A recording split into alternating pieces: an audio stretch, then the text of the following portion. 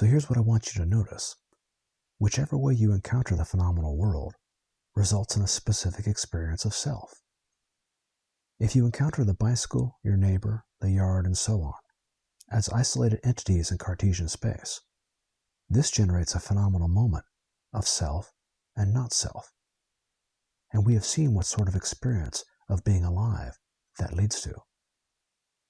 If you encounter the phenomenal moment as an arising of interwoven dharmas with no injected separations or empty spaces, you get a self that is arising from all that dharma, one that cannot truthfully be separated from everything going on. The self-not self divide does not occur. No self separate from world gets created. And the phenomenal moment of self that does occur can just as well be called a phenomenal moment of world. I want to go back for a moment and talk about spatiality. We talked about the chicken and egg problem before, how you've been raised to believe that Cartesian space pre-exists being, and that being happens in space, and how you need to deprogram yourself from this in order to see what's really going on.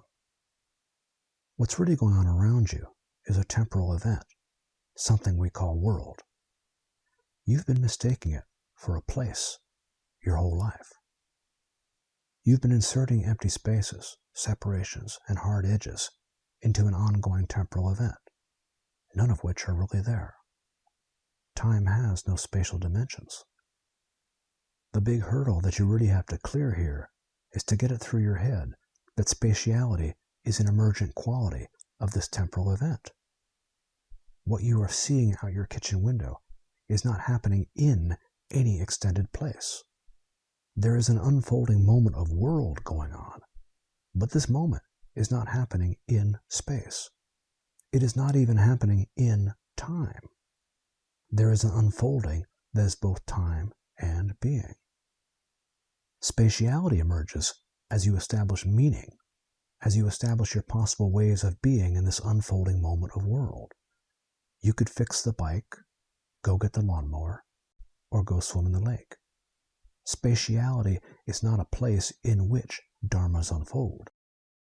The reason why it's so important to get this right is this. World is occurring or unfolding, and so are you. But you can't allow yourself to unfold if you think there's anything solid or pre-existing about a moment. Zen Master Dogen frequently uses the phrase myriad dharmas instead of world. By myriad dharmas, he meant countless dharmas or uncountable dharmas.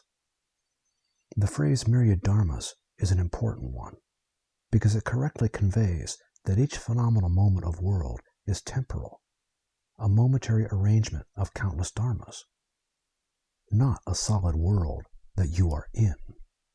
You are not in a place called the world. You are in a never-ending encounter with dharmas, and this encounter determines both moments of self and future moments of world. This is what your phenomenal experience of being alive really is.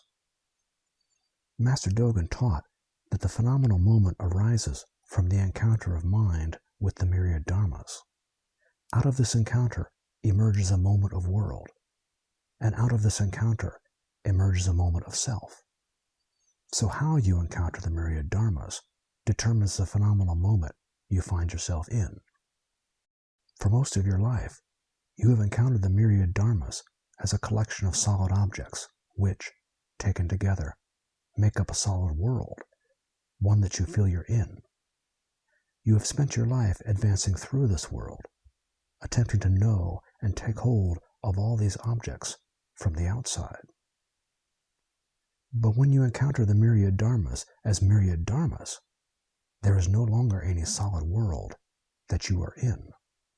There is no self advancing through that world. Instead, myriad dharmas advance and actualize a self. The you that looks over at your neighbor's yard. The you that decides to fix the bike. World weaves you, and you are woven of world.